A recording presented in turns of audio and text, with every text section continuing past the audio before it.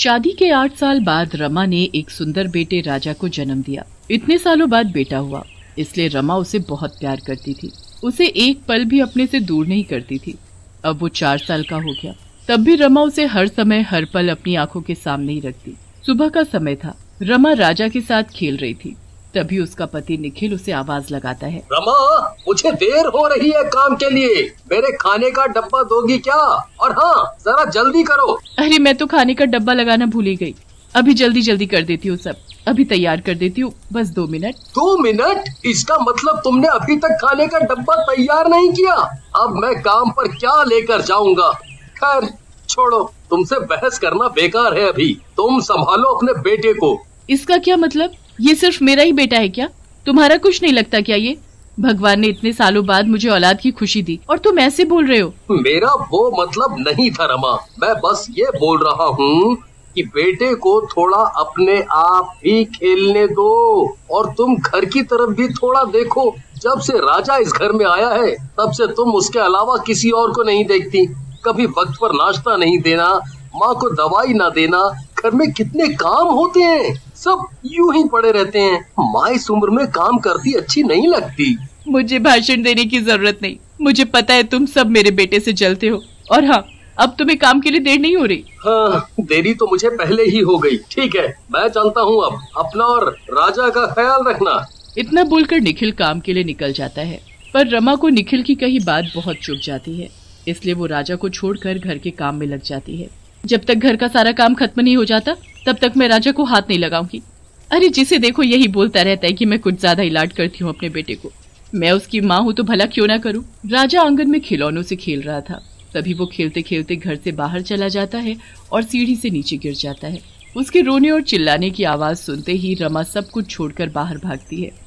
राजा, मेरा बच्चा, मैं इसीलिए तुझे अपने से दूर नहीं करती थी कि कहीं तुझे चोट न लग जाए, पर तू कुछ बोलता क्यों नहीं? आंखें खोल राजा, आंखें खोल। तभी वहाँ पड़ोसन शालू आ जाती है। तुम्हारा बेटा तो आंखें ही नहीं खोल रहा रमा, कहीं से कुछ हो तो नहीं गया? ऐसा मत बोलो शालू, मेरे बेटे को कुछ नहीं हो सकता। उठ राजा उठ, तू उठता क्यों नहीं? अब मैं क्या करूँ? मैं एक तांत्रिक बाबा को जानती हूँ, तुम उनके पास चली जाओ, वो जरूर तुम्हारे बेटे को ठीक कर देंगे। उन्होंने कई मरे लोगों को जीवन दान दिया है, बहुत ही पहुंचे हुए बाबा हैं वो जरूर तुम्हारे बेटे को ठीक कर देंगे। रमा तुरंत बाबा के पास पहुंचती है। तुम्हारा बेटा अब इस दुनिया में नहीं है, ये मर चुका है। ऐसा मत बोलिए बाबा, मैं बड़ी आस लगा कर आपके पास आई हूँ। मैंने सुना है आप मरे हुए को भी जीवित कर देते हैं, तो आप मेरे राजा को भी जीवित कर दीजिए ना। हाँ, मैं इसे जीवित कर सकता हूँ, पर इसके बदले मुझे क्या मिलेगा? बाबा की इतनी बात सुनते ही रमा घर की तरफ भागती है और अलमारी में रखा सारा पैसा निकालकर बाबा को दे देती है। बाबा, मैं बहुत गरीब हूँ और मेरे पास बस इतना ही है, जो था मैंने सब आपको दे दिया। अब मेरे बेटे को जीवित कर दीजिए। बाबा कुछ मंत्र पढ़ता है और अपने थैले से भभूत निकालकर राजा के पूरे शरीर पर मल देता है। राजा तुरंत अपनी आंखें खोल देता है। राजा, मेरा बच्चा, मेरा बेटा, बाबा आपका बहुत बहुत शुक्रिया। आपने मेरे बेटे के साथ साथ मुझे भी जीवन दान दिया है। वो तो ठीक है, पर मेरी एक बात ध्यान से सुनो। तुम्हारा बेटा अब कोई साधारण बच्चा नहीं है, वो अब बिल्कुल अलग है। मेरा मतलब ये है कि इस बच्चे को घर से बाहर बिल्कुल नहीं निकालना और पानी से दूर रखना।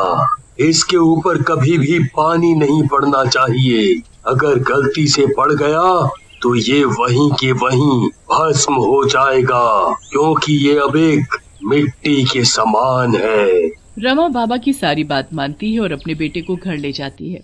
रमा बेटे को जिंदा देख बहुत खुश थी, पर उसे ये नहीं पता था कि उसका बेटा अब एक शैतान बन चुका है, एक भूतिया बच्चा। घर पहुंचते ही, ये सब क्या है बहू? राजा को इतना गंदा क्यों बना रखा है? इसके अंदर से कितनी बदबू आ रही है। जाओ पहले जाकर इसे नहलाओ, फिर मैं इसके साथ खेलूंगी। नहीं, मैं इसे नहीं नहला सकती, मतलब कि अभी नहलाऊंगी तो बेचारे को कहीं ठंड न लग जाए। अभी तो रमा बात को जैसे तैसे टाल देती है, पर आधी रात को जब सब सोए होते हैं तभी राजा उठ जाता है। उसकी आंखें लाल लाल हो जाती हैं और गुस्से से भरा हुआ वो चुपके से अपनी दादी के पास जाता है और सोती हुई दादी का गला दबाकर उसे मार देता है।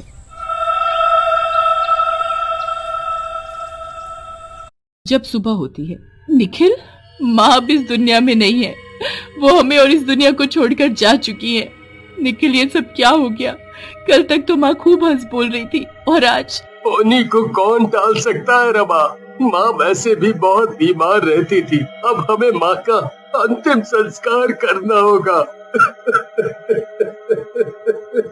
अंतिम संस्कार हो जाता है और कई दिन बीत भी जाते हैं। एक दिन रमा घर के बाहर कपड़े सुखा रही होती है, तभी वहाँ पड़ोस की बच्ची मुन्नी आती है। आंटी आंटी, क्या मैं राजा के साथ खेल सकती हूँ? हाँ हाँ, क्यों नहीं, राजा अंदर खेल रहा है, तुम वहीं चली जाओ। मुन्नी अंदर खेलने तो जाती है, पर ये मैंने क्या कर दिया, कहीं मुन्नी राजा के ऊपर पानी न डाल दे। वो उसे गोद में उठाकर बाहर भी तो ला सकती है। नहीं नहीं, तांत्रिक बाबा ने मना किया था मुझे इन सब की। रमा दौड़ती हुई घर के अंदर जाती है तो हैरान रह जाती है। राजा भूत रूप में था और वो मुन्नी का गला पकड़े हुए था। तू मेरे ऊपर पानी कैसे डाल सकती है? मेरी सूरत क्या इतनी बुरी है जो तुम मेरा मुंह धोने चली थी? दोबारा ऐसी हरकत मत करना लड़की। न, न, न, न, न, नहीं करूंगी, अब मुझे छोड़ दो, जाने दो। अगर राजा ने इसे छोड़ दिया तो ये मुन्नी सभी को राजा के बारे में बता देगी। मैं ऐसा नहीं होने दूंगी।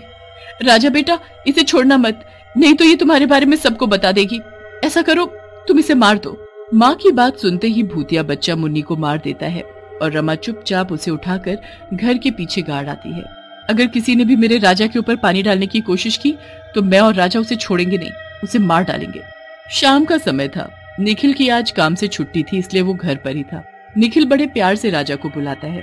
आजा मेरा बेटा, आज हम पूरा दिन अपने बेटे के साथ खेलेंगे, खूब सारी बातें करेंगे और घूमने भी जाएंगे बाहर। नहीं नहीं, बाहर नहीं, वो बाहर नहीं जा सकता। बाहर क्यों नहीं जा सकता?